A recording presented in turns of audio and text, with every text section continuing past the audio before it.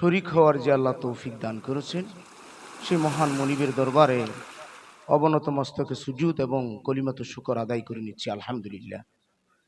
প্রিয় ভাইরা আমার, আজকের নুরুল কুরআন আদর্শ মাদ্রাসার মধ্য দিয়ে এদেশে একটা কোরআনের বিপ্লব সৃষ্টি করেছে আমাদের মৌলানা জাফর আলম সাহেব। এ দেশবাসী এই আধুনিক কোরআনের শিক্ষা, যুগোপযোগী কোরআনের শিক্ষা থেকে এই যাবৎকালে বঞ্চিত ছিল। ধারণাও ছিল না যে একজন হাফেজে কোরআন তৎসঙ্গে দুনিয়া এবং আখিরাতের উভয় জগতের ইলম অর্জন করা একসাথে সম্ভব, এটা অনেকেই জানত না।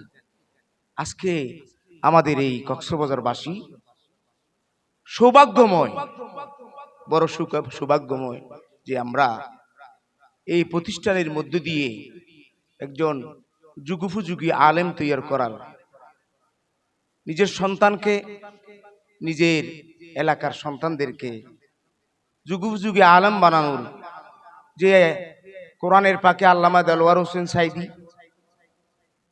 আমরা সবাই চিনি তো, উনার স্বপ্ন ছিল এদেশে কোরআনের রাজ কায়েমের জন্য। উনি তো চলে গেছে, স্বপ্ন বাস্তবায়ন কে করবে? এই বাস্তবায়নের দায়িত্ব আমাদের এই সন্তানদের হাতে তুলে দেওয়া হয়েছে। আমরা এই দুনিয়াবি এই ওয়ার্ড, এই সম্বর্ধনার উপর সন্তুষ্ট নয়। আমরা এই সম্বর্ধনা শুরু হয়েছে আর শেষ হবে কিয়ামতের ময়দানে। যেই দিন কিয়ামতের ময়দানেই আমি পিতা হিসেবে, মা হিসেবে সম্বর্ধনা পাওয়ার যোগ্য হতে পারবো, আমার ছেলে সেই কিয়ামতের ময়দানে সম্বর্ধনা পাওয়ার যোগ্য হবে, সেই দিন আজকের এই প্রচেষ্টা সফল হবে, ঠিক কিনা? সেই জন্য ভাই, আমি মা বাবাদেরকে অনুরোধ করব, ছেলে ভালো আলেম হাফেজ হওয়ার পিছনে প্রথম হচ্ছে মার ভূমিকা। মাকে নেককার হতে হবে, মা বাবাকে হালাল রুজি উপার্জন করতে হবে। হালাল রুজি ব্যতীত সন্তান কোরআনের হাফেজ হওয়া এবং কোরআনের উপর আমলদারি হওয়া সম্ভব নয়। সেই জন্য এবং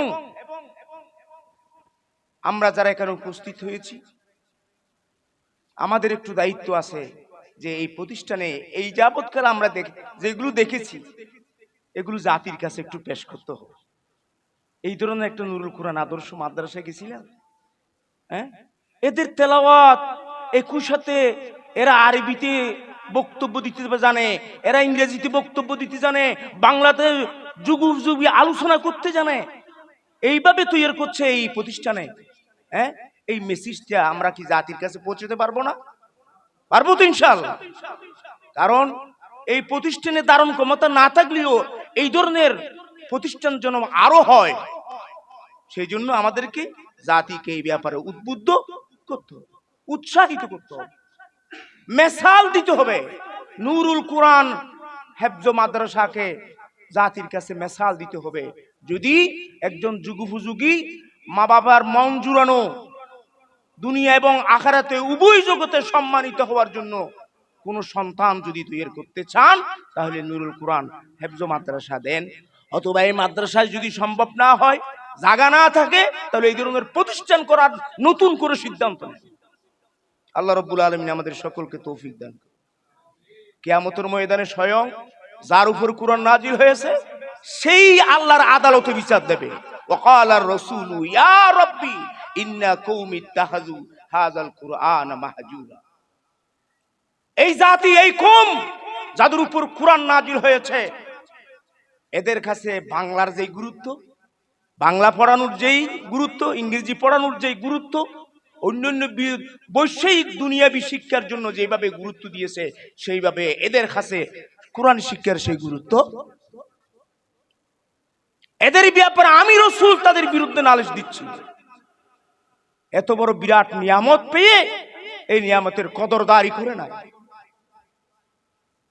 আলেম হওয়ার জন্য হাফেজ হওয়া এটা সহায়ক, তবে এই কোরআনকে ইন্নাল্লাহা ইয়ারফাউ বিহাযাল কিতাবি আকওয়ামা ওয়া ইয়াদাউ বিহি আখিরিন।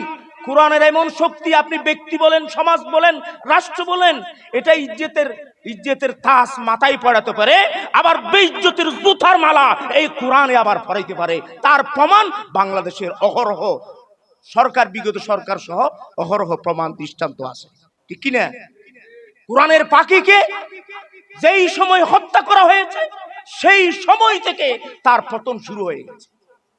কোরআনের সাথে অবমাননা, কোরআনের সাথে গাদ্দারি এই পৃথিবীর জমিনে কোন নমরুদ, ফেরাউন বা মহাশক্তিরা গাদ্দারি করে টিকে থাকতে পারে। সেই জন্য আজকে এই নুরুল কোরআন আদর্শ হেফজ মাদ্রাসাকে আমরা স্যালুট জানাই, যে জাতিকে যেভাবে গঠন করা দরকার সেভাবে গঠন করার জন্য একটা উত্তম প্রতিষ্ঠান তৈরি হয়েছে। আসি আমরা এই প্রতিষ্ঠানকে দোয়া করি, হাত দিয়ে দোয়া করি। সার্বিক সহযোগিতার হয়তো দরকার হবে না, আল্লাহর রহমতে ভালো করে প্রতিষ্ঠান চালাচ্ছে, আর্থিকভাবে আল্লাহ আপনাদের সহযোগিতা সুন্দর করে প্রতিষ্ঠান চলছে, কিন্তু দোয়াটা দরকার। আরো যেন ভালো করে এই প্রতিষ্ঠানকে এগিয়ে নিতে পারে। আল্লাহ রাব্বুল আলামিন সেই তৌফিক দান করুন, আমিন। এবং সর্বশেষ আমি অনুরোধ করব আপনাদের কাছে,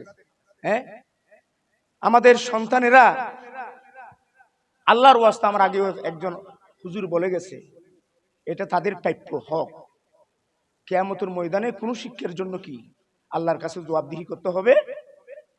বাংলা পড়াননি কেন, ইংরেজি পড়াননি কেন, গ্রাজুয়েট আপনি অ্যাডভোকেট ম্যাজিস্ট্রেট করাননি কেন, এই ব্যাপারে আল্লাহর কাছে কোন মুহূর্তের জন্য জবাব দিতে হবে। কিন্তু যে ব্যাপারে পুঙ্খানু জর্রা জর্রা হিসাব দিতে হবে, সেটা হচ্ছে কোরআনী শিক্ষা। এই শিক্ষা না দিয়ে সন্তানের উপর বড় জুলুম করতেছে এই জাতি।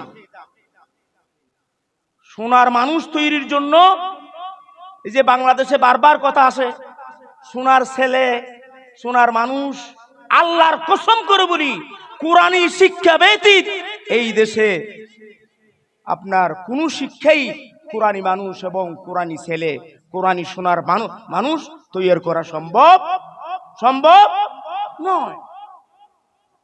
সেই জন্য এদেশের শান্তির জন্য, এদেশের সোনালী যুগ আনার জন্য আমাদেরকে কোরআনী শিক্ষার দিকে দাবিতে হবে, এবং এটা আমাদের সন্তানের প্রাপ্য হক, যে হক আদায় না করলে কাল কিয়ামতের ময়দানে আমাদেরকে জবাবদিহি করতে হবে। আখির দাওয়ানা আনিল হামদুলিল্লাহি রাব্বিল আলামিন। আসসালামু আলাইকুম ওয়া রাহমাতুল্লাহ।